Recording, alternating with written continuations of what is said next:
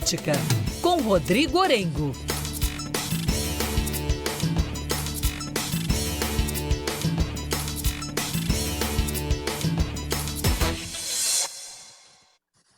Hora de conversar com o Rodrigo Orengo. Parlamentares querem ouvir Daniel Vorcaro na CPI para explicar as mensagens trocadas com Alexandre de Moraes. O Orengo, só estender um pouquinho mais aqui a pergunta. Há possibilidade, dentro deste contexto do André Mendonça pedir como é que se chama? Suspeição? Suspeição não, pedir o celular do Alexandre de Moraes, determinar a apreensão do celular do Alexandre de Moraes para que a gente conheça o conteúdo completo da conversa. Orengo, bom dia para você. Muito bom dia, Megali, bom dia a todos. Para isso, teria que ter uma solicitação, uma provocação. É difícil imaginar que um ministro de ofício solicite o celular do colega, mas para isso, Megali, teria que ter uma solicitação da Polícia Federal com Procuradoria-Geral da República sendo acionada, e a gente sabe que é algo sem precedentes. É um ministro do Supremo Tribunal Federal investigado. Mas o caso, obviamente, ele é grave, há muitos questionamentos. A gente estava falando da CPI, há muitos questionamentos que chegam do Congresso Nacional, cobrando explicações.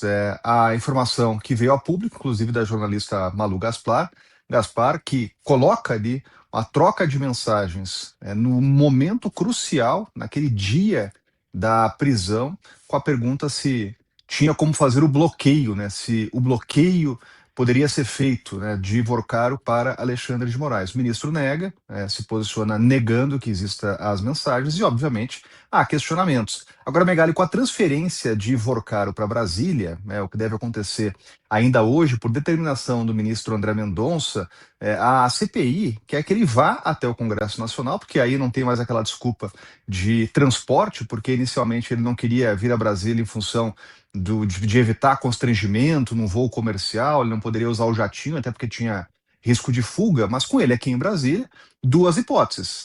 Ele vai ali escoltado ao Congresso Nacional, ou os parlamentares vão até ele. E qual é o objetivo da CPI? É que ele dê contexto.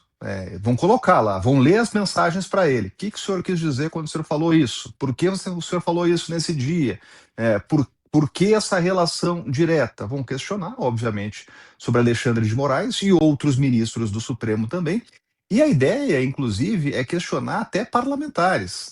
Por quê? Porque Vorcaro tinha uma relação muito próxima, por exemplo, com Ciro Nogueira, que ele considerava um grande amigo, falava ali, louvava a amizade com a namorada naquela troca de mensagem, e tinha um papel central numa tentativa de mudança de legislação. Imagina se aquela emenda do senador Ciro Nogueira passa e aumenta o limite do FGC, do Fundo Garantidor de Crédito, para os investidores. Então, o rombo poderia ter sido muito maior, com necessidade de pagamento pelo Fundo Garantidor de Crédito. A emenda do senador, naquela oportunidade, ela pedia o aumento de 250 mil para 1 milhão do aporte ali, do seguro para o investidor.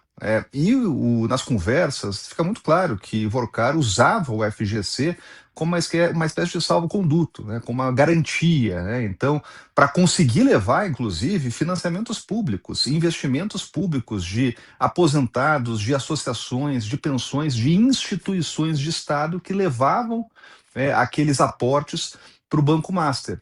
Então, o objetivo seria esse. Inclusive, eu estava conversando com o vice-presidente da CPI, o deputado Duarte Júnior, da CPMI do INSS, e ele estava fazendo questionamentos duros aí em relação ao senador Ciro Nogueira, perguntando se ele realmente estava lá atendendo ao interesse público ou se ele, nas palavras do deputado, estava servindo como um office boy de banqueiro, alguém que estava ali fazendo uma função auxiliar de banqueiro. Bom, o senador Ciro Nogueira já se manifestou, dizendo que tem diversos contatos, que troca mensagens com muitas pessoas, nem por isso é próximo.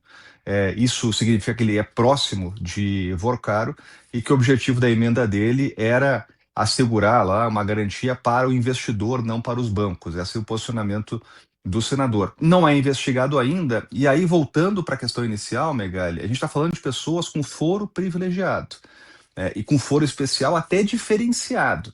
Então, qualquer início de investigação, solicitação de celular, diligência, precisa de solicitação da Polícia Federal, Procuradoria-Geral da República e aceitação pelo ministro André Mendonça, né? Então, esses próximos passos serão decisivos. A expectativa aqui em Brasília é para a chegada ainda hoje de Daniel Vorcaro, que vai cumprir a prisão aqui no Presídio Federal em Brasília. Muito bem.